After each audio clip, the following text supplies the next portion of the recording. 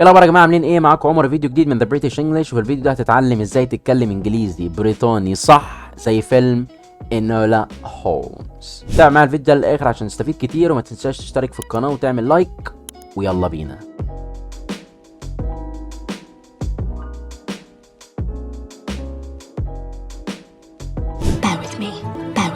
ركز كده في الجمله دي مهمه جدا، خلي بالك وحلوه جدا. bear with me bear with me. ما قلتش bear، قلت bear with me. bear with.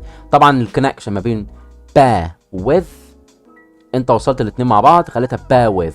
ما تنطقش الار اللي في كلمه bear علشان ما تبانش معاك حاجه تانية. bear with me. So I chose a different line altogether. I chose a different line altogether.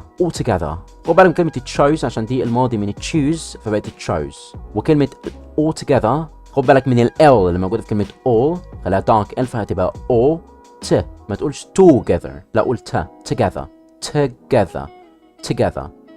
together. حاول كده تلين كده وتتمرن معايا.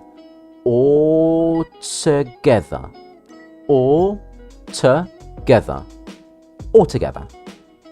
With my brothers after me. طبعا الكلمة دي مهمة جدا، هي كلمة brothers. with my brothers. طبعا الاي ار اللي في الاخر خليتها brothers.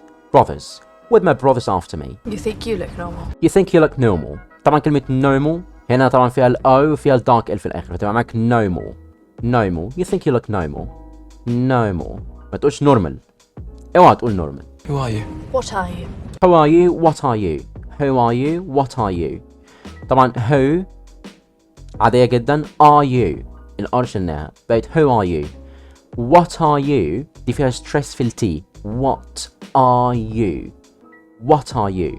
طبعا انت تستريس على التي بتخليها true تي، ومش اي تي تقابلها تخليها glottal. يعني ممكن تقول what are you عادي، بس مش كل شوية تقول what are you علشان ما تبان ان انت كده serious وانت بتتكلم.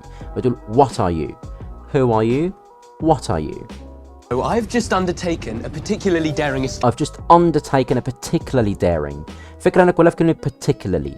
كلمة particularly خلي بالك من الكلمات الصعبة جدا ولازم تدرب عليها كتير. يعني مثلا هو قال particularly، ما قالش particularly، لا طبعا particularly.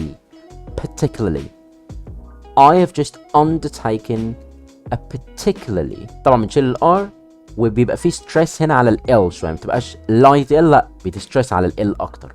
فبتقول particularly. I've just undertaken a particularly. Currently on this train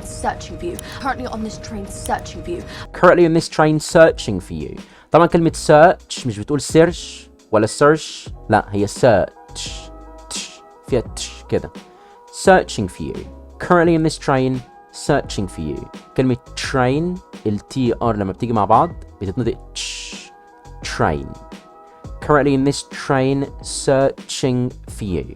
طبعا for you ده نوع من الكونكشن، ما بتقولش for you، بتقول for you. طبعا كالعادة اتمنى ان انت تكون استفدت حاجة من الفيديو دوت وبتبراكتس على الكلام دوت وبدأت بالفعل تتكلم بالبريتش اكسنت. اتمنى ان انت ما تنساش ان انت تعمل اشتراك للقناة لان ده بيشجعني ان انا اكمل واجيب لك فيديوهات زي دي كتير، وتعمل لي لايك وكومنت وسيب لي في الكومنتس لو انت عندك اي اقتراح او اي مثلا فيلم او مسلسل لازم نتكلم عليه في الفيديوهات الجاية، واشوفكم في فيديو جديد.